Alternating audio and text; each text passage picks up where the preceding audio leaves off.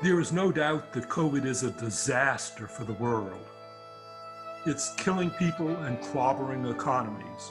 No country, no community, no household will be left untouched. This is a global pandemic, a global crisis, and it can only be dealt with through global cooperation. Paradoxically, though, something good may come from this tragedy.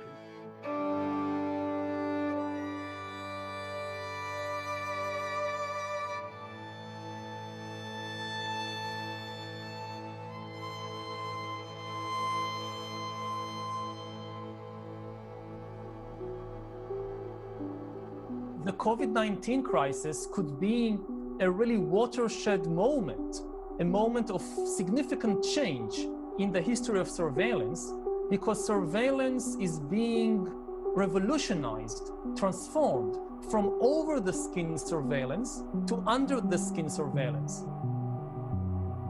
Until today, governments and corporations focused on monitoring what happens above the skin, where we go, who we meet, what we buy. Now, with this epidemic, they increasingly focus on what's happening inside our body. This can tell them whether we are sick or not, but it can also tell them how we feel, because feelings, just like diseases, are biological phenomena. Over-the-skin surveillance can tell the government that you are now watching this program. But if you wear a biometric bracelet that monitors what happens under the skin, the government can also know what you feel as you watch this. Do you believe me? Are you skeptical? Are you angry? Are you afraid? Under-the-skin surveillance can create the best healthcare system in history.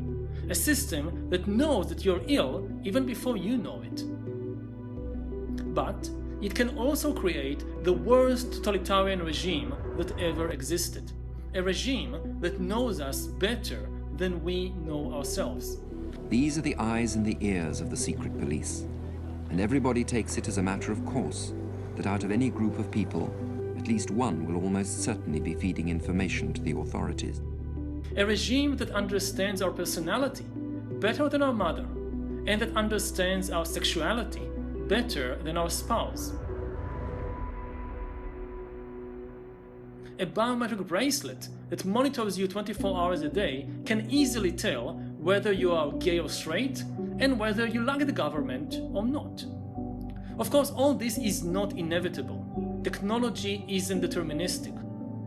Whether such a totalitarian regime is created depends on the decisions we make in the next few years. I hope we all make the right decisions. Some say coronavirus does not discriminate and affects all of us in the same way. But that's only a half-truth. People suffer and recover differently because of persistent inequalities in the world. The so-called middle-income countries will be especially hard hit. These countries represent a third of the planet's gross product. 75% of the world population and 62% of its poor. Compared to rich nations, they have weaker health and social protection systems with fewer medical personnel and a higher percentage of people at risk. Let me be clear, the world cannot risk a recession that could hurt more than 5 billion people if we leave middle-income countries behind. This is perhaps the most critical moment international institutions have faced since the Second World War. We can waste no further time. Even before COVID, the world has been facing but largely ignoring other global problems like climate change and resource depletion. But the world hasn't adopted successful global approaches to those problems because they aren't clear, imminent threats to us as is COVID. COVID is a clear, imminent threat. It kills people quickly. So I predict that COVID will force us to adopt a global campaign, like the one that already succeeded in eliminating smallpox in 1980.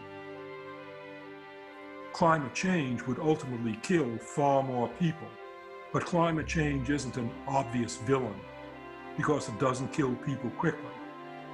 I hope and predict that the world will learn from a successful campaign against the obvious villain of COVID, and that we will then go on to successful campaigns against bigger but subtler global issues like climate change. If that happens, then this COVID tragedy may turn out to leave a big positive legacy.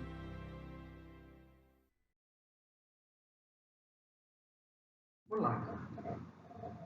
São tantas as possibilidades de reflexões que nós podemos recortar, que aqui, nesse nosso pequeno vídeo de celebração do 8 de março de 2022, eu, Adelma Pimentel, pelo Núcleo de Pesquisas Fenomenológicas, convido a refletir sobre um aspecto muito importante relacionado ao que está acontecendo agora na Ucrânia. Eu convido para conversar conosco o pensador chamado Francis Wolff, cuja obra Três Utopias Contemporâneas nos dá argumentos para questionar um pouco os acontecimentos, como eu disse, da Ucrânia, mas também aqueles que estão relacionados à Covid-19 e as ausências de atendimento às necessidades básicas de várias pessoas no mundo, atingidas por uma pobreza que limita a própria refeição, a alimentação mínima, sendo que pelo menos 3 deveria ser feita diariamente. Então eu quero comentar um pouco a respeito de uma dessas utopias que é chamada de pós-humanismo, que é interessante que toda a frase que ela tem, ou toda a palavra que ela tem, o prefixo pós, sugere algo além. Porém, o que a gente entende quando a gente fala de utopia pós-humanista, se a gente pensar imediatamente na Covid-19 e na Ucrânia? O Francis Wolff e a gente, ao pensar o pós-humanismo, aqui nesse 8 de março de 2022, nós estamos falando da humanidade e da ausência de ética, mas não enquanto discurso.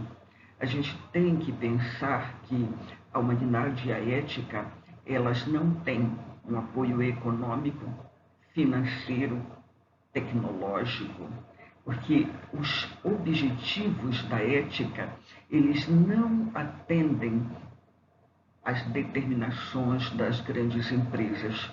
E quando se fala de pós-humanismo ou transhumanismo, a gente está falando, ou a gente escuta como meta o melhoramento infinito das capacidades físicas, intelectuais, morais dos seres humanos, apoiadas na nanociência, na biotecnologia, na informática, nas ciências cognitivas, entre outras bases que permitem que se pense na ideia de que o envelhecimento biológico será superado, a morte será superada e nascerá uma nova espécie, os pós-humanos.